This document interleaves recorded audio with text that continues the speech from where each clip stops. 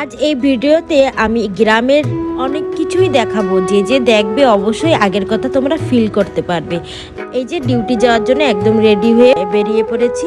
আজ অনেকটাই লেট হয়ে গিয়েছে। আমি ভাবছিলাম যে আমাদের গাড়ি কিন্তু আর দাঁড়াবে না, মানে চলেই গিয়েছে। তাই দেখো দৌড়তে দৌড়তে এসেছে, কিন্তু দেখেছি না না গাড়িটা কিন্তু দাঁড়িয়েই আছে। আর আমার আজকে লেট হয় না, আরো একজনের কিন্তু অনেকটাই লেট হয়ে গিয়েছে। দেখো আমি গ্রামের উদ্দেশ্যে চলে এসেছি। আর দেখো আমি বলেছিলাম না আজকে অনেক পুরোনো দিনের ফিলিংস মনে করাবো। আমরা যখন ছোট ছোট ছিলাম তখন কিন্তু এইভাবেই গরু দিয়েই ধান ভাঙানি হতো। এখন তো অনেক মেশিন বাড়িয়ে গিয়েছে, এখনের মানুষ এসব দেখেই নাই। তাই আমি একটু দেখলাম, তাই তোমাদের সাথে শেয়ার করে দিলাম। আর দেখো আমি কিন্তু ঘরে চলে এসেছি আর একটা দারুণ জিনিস এনেছি। দারুণ জিনিস মানে এই যে দেখো, এটার নাম কে কে জানো অবশ্যই কিন্তু কমেন্ট করে জানিও।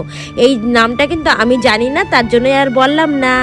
গাইস তোমাদের জন্য এই কোশ্চেনটা রইলো, আমি কিন্তু জানি তাও বললাম না। তোমরা একটু কমেন্ট করে জানিও তো।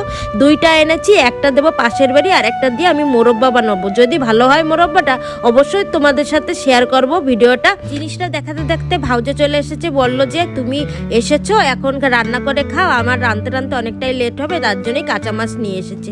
এই কাঁচা মাছ কিভাবে রান্না করলাম অবশ্যই কিন্তু তোমাদের ভিডিওতে শেয়ার করবো, তোমরা সবাই চেক করে নিও।